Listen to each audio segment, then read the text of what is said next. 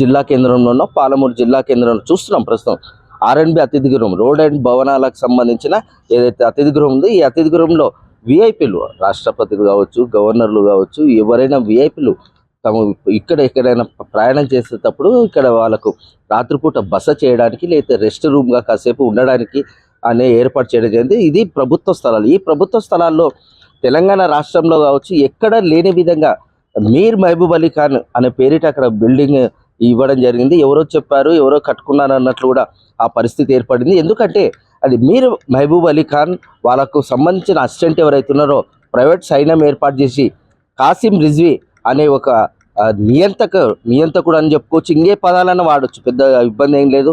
కాకపోతే అటువంటి సంబంధించిన నిజాం రజాకర్లు అనే పదాలకు సంబంధించిన మీర్ మహబూబ్ అలీ ఖాన్ ఆరో నవాబు ఎవరైతే ఉన్నారో తనకు సంబంధించిన బిల్డింగ్ ఇవ్వడం జరిగింది. దానికి ఎలాంటి అనుమతులు లేవు.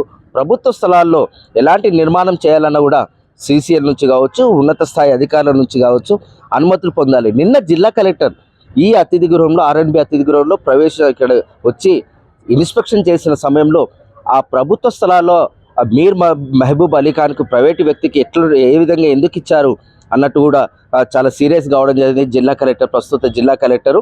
అయితే మనం ఒక్కసారి స్వాతంత్రం రాకముందు వచ్చిన తర్వాత ఒక్కసారి ఈ నిజాం పాలకులను ఒకసారి మనం పరిశీలించినట్లయితే ఆ రోజు వివిధ పన్ను పోటులు ఏవైతే జుట్టు పన్ను అని వివిధ రకాల పన్నులు, అదేవిధంగా మహిళల పట్ల కూడా అసభ్యంగా ప్రవర్తించడం జరిగింది. వివస్త్రాలుగా చేసి అసభ్యంగా ప్రవర్తించడం జరిగింది. అటువంటి ఒక నవాబుకు ఈరోజు పాలమూరులో బిల్డింగ్ కట్టడం అంటే అది మనకు సిగ్గుచేటుగా సిగ్గుచేటు కూడా భావించవచ్చు అని చెప్పొచ్చు. ఎందుకంటే తెలంగాణ ప్రాంతంలో ఇటు హిందూ మహిళలు కావచ్చు, క్రిస్టియన్ మహిళలు కావచ్చు, ముస్లిం మహిళలు ఎవరైనా సరే మహిళల పట్ల తమ భర్తల ముందే అసభ్యంగా ప్రవర్తించడం అనేది ఘనత ఆ మీర్ మహబూబ్ అలీ ఖాన్కే దక్కింది. అటువంటి వానికి ఈరోజు ఇక్కడ బిల్డింగ్కు అనుమతి ఇవ్వడము, బిల్డింగ్ కట్టుకోమని చెప్పడం, నోటి ద్వారా చెప్పడము, ఎలాంటి అనుమతులు లేవు, సిసిఎల్ నుంచి అనుమతి లేవు. నిన్న రెవెన్యూ అధికారులు కూడా, రెవెన్యూకి సంబంధించిన శాఖ అధికారులు కూడా వాళ్ళు పూర్తి స్థాయిలో మేము ఈ బిల్డింగ్ని నిర్మాణం చేయకుండా కూడా ఆపుదల చేయడం జరిగిందంటూ కూడా వాళ్ళు చెప్పడం జరిగింది. ఇప్పుడు మనం చూస్తున్నాం ఇక్కడ బీసీ నేతలంతా ఈరోజు బీసీ నాయకులు కావచ్చు, బీసీ నేతలు ఈరోజు ఈ బిల్డింగ్ నిర్మాణం పట్ల కూడా తీవ్రంగా ఆగ్రహంగా ఉన్నారని చెప్పుకోవచ్చు. ఎందుకంటే ఆ రోజు తెలంగాణ తెలంగాణ రాష్ట్రంలో స్వాతంత్రం వచ్చినాక కూడా తెలంగాణ ప్రాంతానికి స్వాతంత్రం రాకముందు కూడా ఆ రోజు సర్దార్ వల్లభాయ్ పటేల్ తన ఇక్కడ నుంచి పూర్తి స్థాయిలో ఆయనను ఇండియా నుంచే వెలేసిన సమయంలో కూడా పూర్తిగా వాళ్ళ హ్యాండ్ ఓవర్ చేయడం జరిగింది. కాసిం రిజ్వీని ఇక్కడ నుంచి తరిమేయడం జరిగింది. ఈ విధంగా అంటే రజాకర్ అనే ఒక సినిమాను కూడా మనం చూడడం జరిగింది. ఆ రజాకర్ సినిమాలో తెలంగాణ మహిళల పట్ల, తెలంగాణ ప్రతి మహిళ పట్ల, ప్రతి సామాజిక వర్గానికి సంబంధించిన మహిళల పట్ల అసభ్యంగా ప్రవర్తించిన ఘనత వాళ్ళే ఉంది. ప్రస్తుతం ఇక్కడ బీసీ నేతలు ఉన్నారు. ఆ బీసీ నేతలతోనే చెప్పండి, ఎట్లా ఈ మీర్ మహబూబ్ అలీ ఖాన్కి ఎక్కడ లేని విధంగా పాలమూరు బిల్డింగ్ నిర్మాణం చేయడం అనేది ఎంతవరకు కోసం? నమస్తే, జై తెలంగాణ. నా పేరు మెట్టుకాడి శ్రీనివాస్, తెలంగాణ బీసీ మహాసభ రాష్ట్ర అధ్యక్షుడిని. ఇది చాలా ఆశ్చర్యకరమైన, విడ్డూరమైన విషయంగా భావిస్తున్నాం. రాత్రికి రాత్రే నిర్ణయాలు తీసుకోవడం, అది ఒక నిర్మాణం తలపెట్టి స్టార్ట్ చేసి రజాకర్కు వారసుడు. రజాకర్ అంటే అందరూ తెలిసిందే, క్రూరమైన అసాంఘిక చర్యలు చేసిన ఒక కిరాతకుడు, నరహంతకుడు. ఎవరు? అప్పుడున్న నైజాం. మళ్ళీ ఇప్పుడు మనం తెలంగాణ స్వేచ్ఛావాయువు పీల్చుకుంటున్న తెలంగాణ రాష్ట్రంలో ఉన్నామా, లేక మళ్ళీ నైజాం రాష్ట్రంలో ఉన్నామా? మళ్ళీ మీర్ మహబూబ్ అలీ ఖాన్కు ఇక్కడ ఆయన స్మారకంగా ఒక ఇల్లు నిర్మాణం చేపడుతున్నామంటే చాలా అభ్యంతరకరము. దీన్ని మేము తీవ్రంగా ఖండిస్తున్నాము. ఇక్కడ గతంలో తెలంగాణ ఉద్యమం బాగా పొరుబాట పట్టినప్పుడు, మలిదేశ ఉద్యమం అప్పుడు ఇక్కడ అమరవీరుల స్తూపాన్ని నిర్మించాలని చెప్పి అప్పటి జేఏసీ నాయకుడు కోదండరామ్ గారి నేతృత్వంలో ఇక్కడ మేమంతా కూడా జేఏసీగా ఉన్నప్పుడు ఇక్కడ ఒక స్తూపం నిర్మించాం.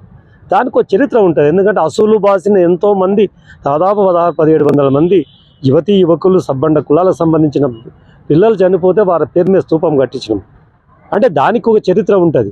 దాని పక్కన తీసుకొచ్చి ఒక అసాంఘిక చర్యలకు పాల్గొడ్డ ఒక మర్డరిస్ట్, ఒక నైజాం అంటే అసలు ముస్లిమ్స్ కూడా నిజమైన 5 సార్లు నమాజ్ చేసే ముస్లిమ్స్ అందరూ కూడా అసహించుకుంటారు ఇతన్ని. కొంతమంది ఎవరైనా స్వార్థ రాజకీయాలు వాళ్ళు ఎవరైనా ఆయన ఏదన్నా అది కూడా అంతర్గతంగా బహిర్గతంగా ఎవరు కూడా సమర్థించారు. అటువంటిది ఒక నిర్మాణం చేపట్టడం అంటే ఇది కూడా పబ్లిక్ స్థలది, పూర్తిగా నడిబొడ్డు లోపల పాలమూరులో ఉన్న స్థలము. మున్సిపల్ పర్మిషన్స్ ఎవరిచ్చిండ్రు, దీనికి ల్యాండ్ అలియనేషన్ ఎవరిచ్చిండ్రు, ఆ ఇచ్చిన వాళ్లకు కాంపిటెన్సీ ఉందా, CCLR నుంచి తీసుకున్నారా, కలెక్టర్ గారు వారు ఇంత ఖచ్చితంగా దీనికి అభ్యంతరం చెప్పి ఉంటారు నాకు తెలిసినంత వరకు, ఇంతకుముందు విన్నా. అయితే కలెక్టర్ దృష్టిలో కూడా లేకుండా, తహసీల్దార్ దృష్టిలో లేకుండా మున్సిపల్ అధికారులు ఎట్లా పర్మిషన్ ఇచ్చారు? గతంలో శ్రీనివాస్ గౌడ్ మంత్రిగా ఉన్నప్పుడు ఇక్కడ అమరవీరులకు నివాళులు అర్పించేటప్పుడు ఆచార్య జయశంకర్కు ఇక్కడ ఒక కన్స్ట్రక్షన్ చేసి ఆయన పేరు మీద ఒక హాల్ నిర్మిస్తామని చెప్పి వాగ్దానం చేసిండు ఆయన కూడా. ఓసారి మళ్ళీ అంటే ఒక ఎమ్మెల్యే మారితే వాగ్దానం మారుతావా? ఆయన తెలంగాణ జాతిపిత అయిన, తెలంగాణ సిద్ధాంతకర్త అయిన జయశంకర్ యొక్క ఆయన పేరిట ఒక స్మారక భవనం అన్నాడు. ఆయన తెలంగాణ యోధుడు కాబట్టి శ్రీనివాస్ కూడా ఆ మాట అంటాడు. మళ్ళీ ఇప్పుడు ఉన్న ఎమ్మెల్యే దీన్ని జోక్యం చేసుకోవాలి మీరు. కాంగ్రెస్ పార్టీ అంటే మీరు మళ్ళీ చెప్తున్నా కాంగ్రెస్ పార్టీ ఎమ్మెల్యేలకు తెలుసా తెలియదా? తెలియకుంటే వెంటనే తక్షణమే స్పందించండి. గతంలో మీరు కూడా ఉద్యమకారులే కాబట్టి వెంటనే వచ్చి ఆచార్య జయశంకర్ పేరు మీద ఈ నిర్మాణాన్ని ఇంకా కావాల్సిన కొన్ని విస్తరింపజేసి కట్టాలి. అన్యక్రాంతం కావద్దు. ఇది చాలా దౌర్భాగ్యకరమైన విషయం. ఏంటంటే భారతదేశం లోపల రాజ్యాంగం అమలైన తర్వాత, భారతదేశం స్వతంత్రం వచ్చిన తర్వాత దాన్ని ధిక్కరించిన వాడు నైజాం. ఆ స్టేట్ ఎన్నో ఆకృత్యాలకు ఇప్పటికి కూడా మర్చిపోలేవు. అంటే ఇప్పటికైనా అప్పుడు బాధితులైతే ఇప్పుడు కూడా ఆ సంఘటనలు తలుచుకుంటే ఇట్లా వణికిపోతారు. ఇప్పుడు ఎల్లం సాయిలు ఉన్నాడు ఇక్కడ, ఈయన సీసుకుంటాం అప్పంపల్లి. అయితే అందరూ కూడా పారిపోయింది. మన మౌనాలు చాలామంది ఫ్రీడమ్ ఫైటర్స్ అంటే నిజంగా బ్రిటిష్తో కొట్లాడిన వాళ్ళు తక్కువ, ఈ నైజాంతో కొట్లాడిన వాళ్ళు ఎక్కువ ఉన్నారు. వాళ్ళ యొక్క ఆత్మలు ఘోషిస్తాయి మీరు మైబాకానికి ఇది ఇస్తే. కాబట్టి ఇదేదో జరిగింది మిస్యూజ్. కలెక్టర్ గారిని రిక్వెస్ట్ చేస్తున్నాం, తక్షణం దీని క్యాన్సిలేషన్ ఆర్డర్ ఇవ్వాలి. వెంటనే మీరు మా మిత్రులు ఇంతకుముందే ఒక వినతి పత్రం కూడా ఇచ్చినట్టు చెప్తున్నారు. అందరికీ ఆమోదయోగ్యమైన ఆచార్య జయశంకర్ గారి స్మారక భవనం నిర్మించాలి. దీన్ని మాత్రం మీర్ మహబూబ్ అలీ ఖాన్ పేరు మీద ఒకవేళ వాళ్ళు ఎవరైనా ఇచ్చి ఉంటే వాళ్ళపై చర్యలు తీసుకోవాలి చట్టపరంగా. దాన్ని తక్షణం ఆఫ్ చేయాలి. దీన్ని మేము బహుజనులుగా, సబ్బండ కులాలుగా, నైజాం క్రూరమైన నైజాం బాధితుల అయిన మా వారసులు, మా పూర్వీకుల వారసులుగా మేము పూర్తిగా దీన్ని ఖండిస్తున్నాం. మీరు చెప్పండి, ఇప్పుడు ఈ నిర్మాణం ఎంతవరకు వాస్తవం అనుకోవచ్చు? ఎందుకంటే మీర్ మహబూబ్ అలీ ఖాన్కి మున్సిపల్ నిధులు ఇచ్చి నిర్మాణం చేస్తున్నారు, ఎట్లా చూడొచ్చు? గతంలో నైజాంకు వ్యతిరేకంగా చాలా కార్యక్రమాలు జరిగినాయి. ఇక్కడ తెలంగాణ వచ్చిన తర్వాత కూడా ఇట్లాంటి ఘోరమైన ప్రక్రియ జరగడం అనేది మన దురదృష్టం. ఈరోజు పార్టీలు మారినంత మాత్రాన, జెండలు మారినంత మాత్రాన ఆ రోజు తెలంగాణ సిద్ధాంతకర్త జయశంకర్ గారి పేరు మీద ఇక్కడ భవనం నిర్మిస్తాము, ఆయన సార్వత్రిక భవనం నిర్మిస్తామని చెప్పారు. అది వదిలేసి పార్టీ మారినంత మాత్రాన ఇది మారడం అనేది చాలా బాధాకరమైన విషయం. వెంబడే దీని మీద ప్రభుత్వం ఇచ్చేసి ల్యాండ్ కూడా అలిగ్నేషన్ చేయకుండా ఎవరు ఇష్టం వచ్చినట్లు వాళ్ళు ఓట్ల రాజకీయం చేయొద్దని చెప్పి నేను అందరి ప్రభుత్వానికి దీనికి విన్నవించుకుంటూ, మరి ఓట్ల రాజకీయం చేసి మరి ఇక్కడ తెలంగాణ మహబూబ్నగర్ పరిస్థితిని ఘోరంగా పరిస్థితి ఏర్పాటు చేస్తున్నందుకు పార్టీ పైన మరి అభిప్రాయం తెలియజేసుకుంటూ, మరి చెప్పండి, మహబూబ్ నగర్లో కూడా గతంలో మహిళలను వివస్త్రాలను చేసి ఆ రోజు బొడ్డమ్మ లేపించిన పరిస్థితి కూడా మన క్లాక్ టవర్ వద్ద జరిగిన పరిస్థితి మీరేమంటారు? ఈరోజు మహబూబ్నగర్లో మహబూబ్ అలీ ఖాన్ స్మారక భవనమా ఇది ఏందా నిర్మించడం అంటే చాలా ఘోరమైన విషయం.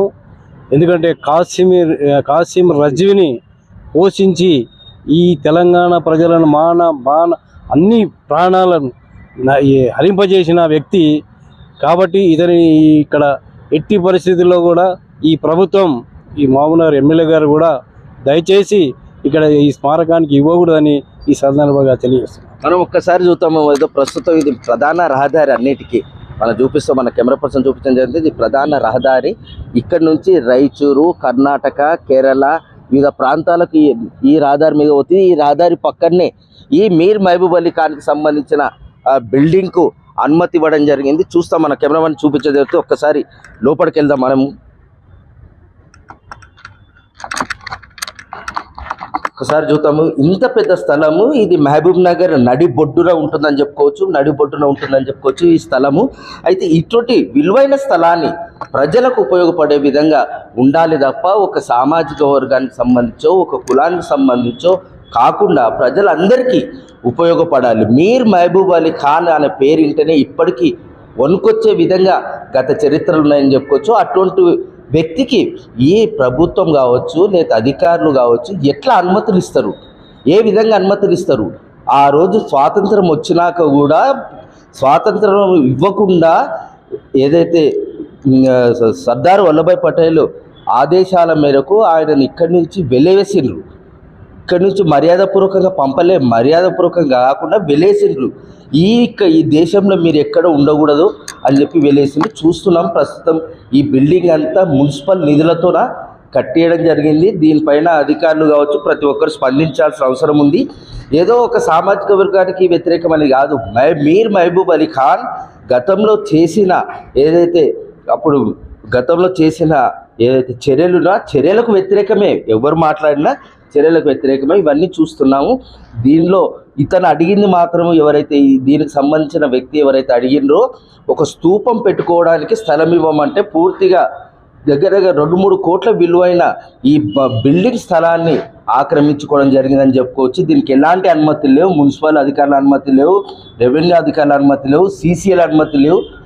నిన్న జిల్లా కలెక్టర్ కూడా ఇక్కడ పర్యటించినప్పుడు పూర్తి స్థాయిలో సీరియస్ అయిందని చెప్పుకోవచ్చు. ఇక్కడ చూస్తున్నాం ఇటువంటి దర్శనాలు ఇస్తున్నాయి మనకు, ఇటువంటి దర్శనాలు ఇస్తున్నాయి. ఇప్పుడే ఈ విధంగా ఉంది. ఈ బిల్డింగ్ నిర్మాణం పూర్తవుతుంది. ఎందుకంటే ఇది అంతా సెక్యూరిటీ జోన్. విఐపీలు వచ్చే ప్రాంతం ఇదంతా. విఐపీలు వచ్చే ప్రాంతంలో ఎటువంటి అనుమతి లేకుండా ఎట్లా నిర్మాణం చేపడతారు? అధికారులకు కనిపించడం లేదా? రెవెన్యూ అధికారులకు కనిపించడం లేదా? మున్సిపల్ అధికారులకు కనిపిస్తలేదా? నిన్న జిల్లా కలెక్టర్ వచ్చి కూడా ఇంత ప్రభుత్వ స్థలంలో ప్రైవేట్ వ్యక్తికి ఏ విధంగా నిర్మాణం చేపడతారని కూడా సీరియస్ కావడం జరిగింది. ఇప్పటికైనా అధికారులు స్పందించాల్సిన అవసరం ఎంతైనా ఉంది. మహబూబ్నగర్ నుంచి మనతోలు వెలు కోసం మీ మధు. కోట్లాది రూపాయలు విలువ చేసే ఈ స్థలము ప్రభుత్వ స్థలము గతంలో పాలకులు ఇష్టం వచ్చినట్లు ప్రభుత్వ స్థలాలు ఇష్టం వచ్చినట్లు దారదత్తం చేసిండ్రు. ఇప్పుడు ఈ ప్రభుత్వం కూడా ఇష్టం వచ్చినట్లు దారదత్తం చేస్తున్నారు. దయచేసి ఈ నిర్మాణం ఆపి స్మారక స్తూపంకి ఎంత స్థలం కావాలో అంత స్థలం కావాలో ఇక్కడ కూడా ఇవ్వడానికి వీల్లేదు. అసలు ఆయన ఏమి మంచి పనులు చేసినా అని అతనికి స్మారక స్తూపం పెట్టుతున్నారు. దయచేసి ప్రభుత్వం ఆలోచన చేయాలని విన్నవిస్తున్నాం.